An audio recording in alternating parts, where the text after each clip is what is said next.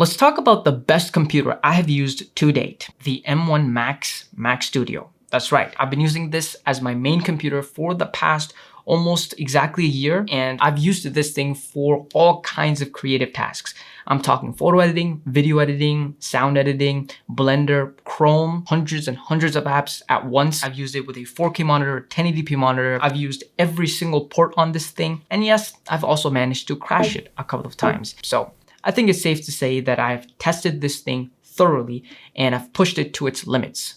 And I want to tell you everything about it. So let's start with the performance, arguably the most important thing in any computer. And when it comes to this M1 Mac Studio, it should be no surprise to you that this is an amazing performing PC, and that still holds true in 2024. As I mentioned, I've used this thing for all kinds of creative tasks, and it just seems to perform very well in pretty much every single thing. Doesn't matter what you throw at it. But that also doesn't mean that the 32 gigs of memory this thing has is enough for all those kind of things. That's not true, because a lot of the times, for example, if I'm using my editing software, Premiere Pro, and maybe I have Photoshop open and let's say Chrome with like 50 tabs, usually in that kind of scenario, it will start using swap memory, which basically means that it will start using the built-in SSD as RAM. All right, so here's a real example for you. So I am currently trying to edit a video while some footage is getting rendered in the background. I have Photoshop open, Chrome open,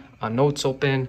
I have an external drive connected. So a bunch of things are happening, and you can see swap memory around 2 gigs. And still not using the full 32 gigs. Not sure about that, but it's not slowing down. That's the important part, and that's what I really like. So everything's still super smooth. It runs great. So it's not ideal that this computer is using swap memory, but at the same time, it's nice that it can do that so it doesn't lag. But generally speaking, I think 32 gigs of RAM has been sufficient for me. It's only when I'm using like multiple softwares at the same time, only then it starts to be a problem and it has to use swap memory. So I mentioned that I've managed to crash this thing, and that is true, but that only really happened when Premiere Pro started going crazy and used like 80 gigs of memory. Here's another screenshot. You can see it's using 50 gigs and Photoshop using 16. That's a little bit insane. This computer is not meant for this kind of stuff. It only has 32 built in. So if this is normal for you, then you definitely need a better version of this. Base model certainly won't be enough for you. Now, I also really like the design. Not only does it look nice in my opinion, it's also very nice and small and compact so that it can easily fit in any small corner on your desk, and it fits nicely on any desk setup. It looks good. And by the way, if you like this wallpaper, I'm sure you're gonna love the entire pack this is a part of.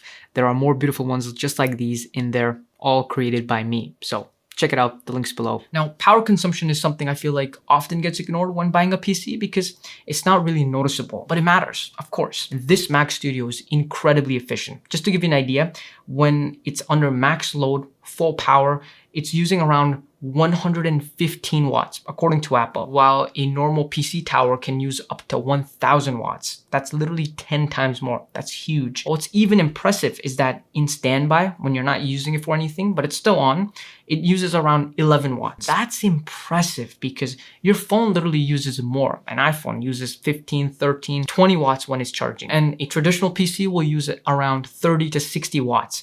And this difference really starts to add up in the long run and it will be noticeable. So this is a huge advantage this computer has because I almost never turn it off. It's always on, always running. When I'm done working, I'll just put it to sleep. That's it. Another thing I really like is the fan noise. So regardless of whatever I do on this, I've never ever heard the fan. You can feel it pushing air if you put your hand really close to the back grill, but you can't really hear it.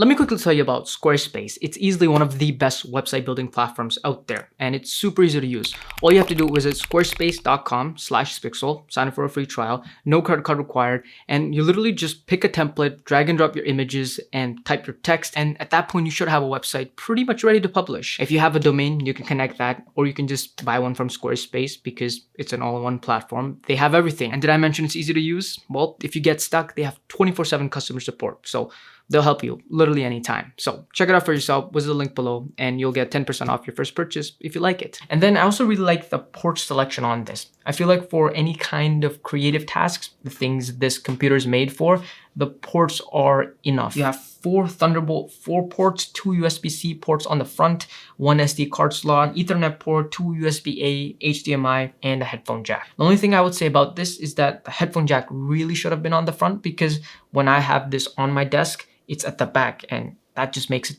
pretty much unusable for me. I usually just plug my headphone into the TS4 I have. But if I didn't have this, I would probably end up getting some kind of extension or something for the headphone jack. But what's nice is that this is a high impedance headphone jack. So you can plug in special headphones that require more power. Now this is where pretty much all the pros end. Let's talk about all the not so good stuff and then just straight up terrible decisions that Apple decided to make with this. Let's talk about the speakers. So yeah, they're not great. And this is a little bit surprising to me because Apple is one of those few big tech companies that I feel like have figured out how to make really good sounding speakers and put them in pretty much every single device.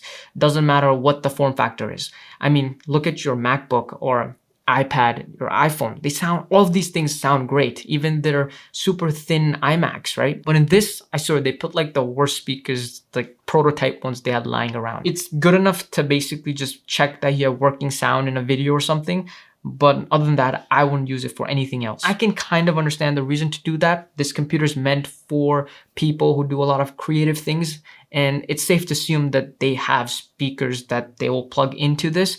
So I get it, but at the same time, this is such an expensive computer that I would expect to have great speakers in this, but we don't. Now, I talked about the performance, how good it is, but it's not true for any GPU related tasks. If you're doing any kind of 3D work like Blender, for example, I used it for Blender and it was a nightmare to use it in that. Using Blender was fine for the most part, but rendering, literally one frame took like 1.5 hours. That's a lot. I'm not an expert when it comes to 3D stuff. Maybe I had some setting turned on or something that was significantly slowing down the rendering process. So that could be the reason. I'm not entirely sure, but still, this thing cannot compete with big dedicated GPUs that you have in traditional PCs. And that's a huge drawback of this computer. So if you're doing anything that requires a very good GPU, this is not the way to go. Now, this being the base model has 512 gigabytes of storage, and that's a huge problem. Now, I happen to also own a NAS, but even then, this is not enough storage for me. Especially after I switched to this camera that's recording 4K, the file sizes are huge. So look, this is what I mean. I'm importing this video right now, just the talking part of this video that you're watching, and it's 100 GB. There's no space on the Mac Studio to store all that. So I have to copy this to an external drive. And for someone who doesn't have a NAS, which I believe would be a lot of people buying this will be a huge problem. And I guess you can use external storage, but it's not ideal. So if I could go back in time, I would really try my best to get one with at least 1 terabyte of storage. Bluetooth is also kind of a problem. I use a Bluetooth keyboard and a mouse that's connected to this, but sometimes both the keyboard and mouse will just randomly disconnect for like a couple of seconds to a minute sometimes. And this can definitely be annoying, but the reason why it's not like a huge problem, because this, I would say, has happened only maybe like 10 times in the past years. And then probably the worst thing about this computer is the fact that you cannot open it to clean it. Pretty much any PC you look at gets covered with dust within a few weeks of using it. This is no different. All right, look, I just unplugged it and look at how bad this is. That's a lot of dust considering I recently cleaned it like a couple of weeks ago. That's bad. You can open it, but that will for sure void your warranty and there's a chance you'll break something. So you would have to remove this rubber ring, which is glued, and then you have screws, and then I believe this whole plate comes out.